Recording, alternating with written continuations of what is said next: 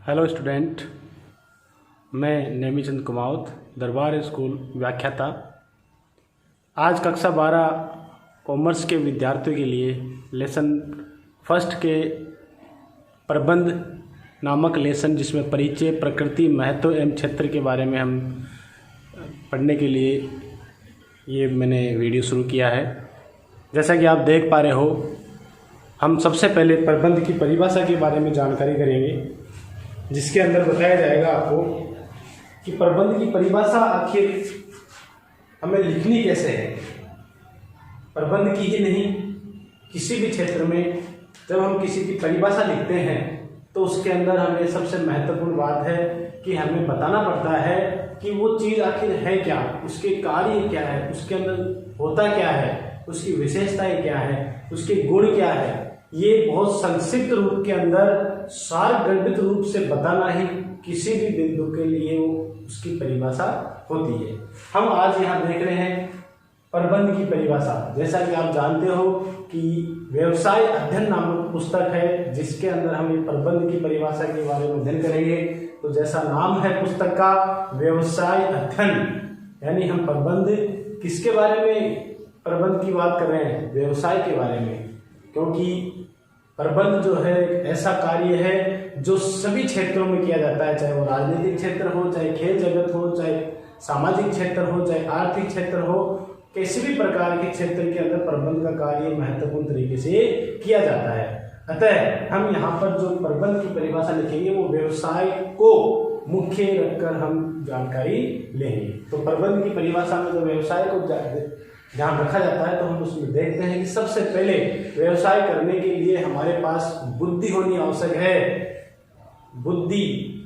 और दूसरी, किसी भी कार्य को करने के तरीका सही ढंग से, कोई कला होनी चाहिए हमारे पास, जब हम उस व्यवसाय को पूरी तरीके से कर पाते हैं।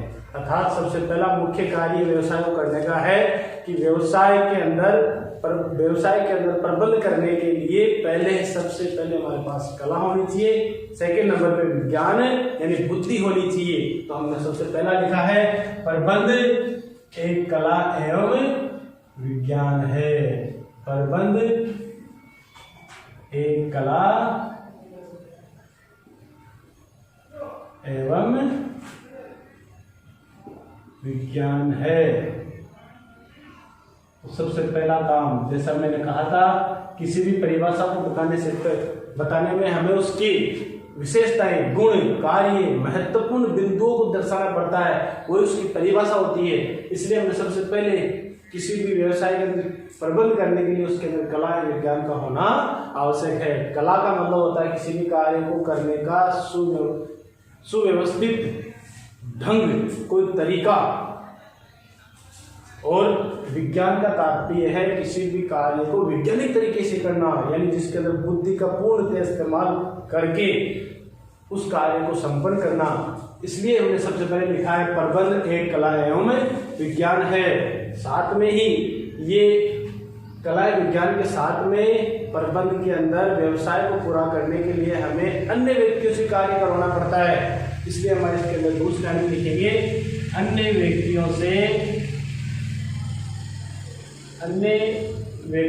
से कार्य करवाने, अन्य व्यक्तियों से कार्य करवाने।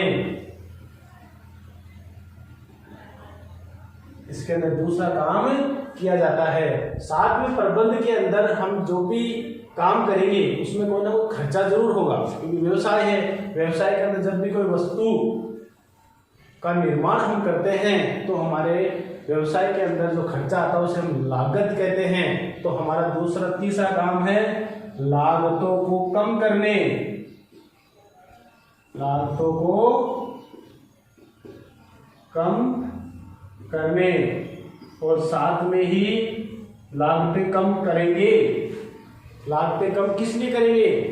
ताकि वस्तुओं के ऊपर जो हमारा खर्चा है कम से कम हो और कम से कम खर्चा होने से क्या होगा, हमारी वस्तु ज़्यादा से ज़्यादा मार्केट में बिकने की संभावना रहेगी, क्योंकि जब वस्तु जितनी अच्छी और कम मूल्य में जाती है लोग उसकी ओर उतनी ही ज़्यादा आकर्षित होते हैं और जितनी वस्तु बिकेगी उतना ज़्यादा लाभ होगा। इसलिए हमें लागतों को कम करने का प्रयास किया जाता है प्रबंध में। साथ में ही कोई भी कार्य करने से पहले हमें उसके अंदर हमारा पहले से ही लक्ष्य निर्धारित करना पड़ता है। ऐसा ही व्यवसाय में होता है। व्यवसाय के अंदर संस्था का उद्देश्य पूर्व निर्धारित होता है, तो पूर्व निर्धारित उद्देश्य की प्राप्ति के लिए कोशिश की जाती है। तो हमारा ये अगला परिभाषा के अंदर अगला बिंदु क्या होगा कि मानवीय प्रयासों की सहायता से,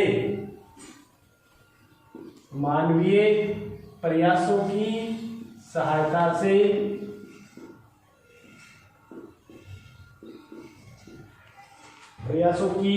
सहायता से संस्था के उद्देश्यों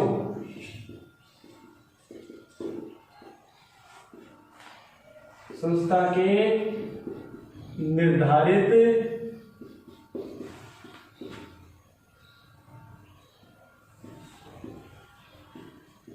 उद्देश्यों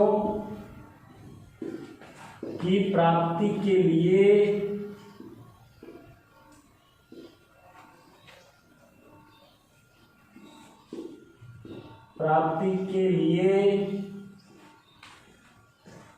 प्रबंध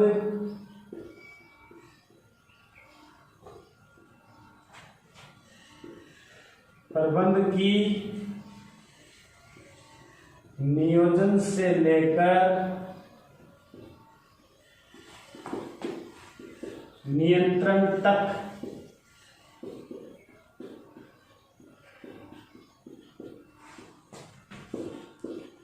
की समस्त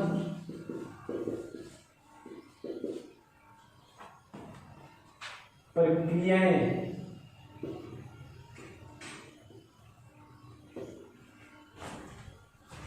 निहित है। इसमें क्या बताया है कि प्रबंध के अंदर किसी भी कार्य को करने के लिए प्रबंध में 4 प्रकार के मुख्य कार्य जरूर किए जाते हैं। जो मुख्य कार्य 4 मुख्य कार्य हैं, जिनमें पहला है नियोजन, दूसरा है संगठन, तीसरा है निर्देशन और चौथा है नियंत्रण। तो जब भी हम प्रबंध से संबंधित कोई कार्य करेंगे तो ये चारों प्रक्रियाएं उसके अंदर शामिल की जाती है। इनके बिना कोई भी कार्य पूरा नहीं होता है। अतः इसमें बताया गया है कि संस्था की जो भी निर्धारित उद्देश्य होते हैं उनकी प्राप्ति के लिए प्रबंध की नियोजन से लेकर नियंत्रण की समस्त प्रक्रियाएं निहित होती है। इस प्रकार से आपने देखा कि प्रबंध की परिभाषा हमारे पास निकल कर सामने आती है, जो इस तरह से है कि प्रबंध एक कला एवं विज्ञान है जिसमें अन्य व्यक्तियों से कार्य करवाने, लागतों को कम करने, मानवीय प्रयासों की सहायता से संस्था के निर्धारित उद्देश्यों की प्राप्ति के लिए प्रबंध की नियोजन से लेकर नियंत्रण की समस्त प्रक्रियाएं निहित है।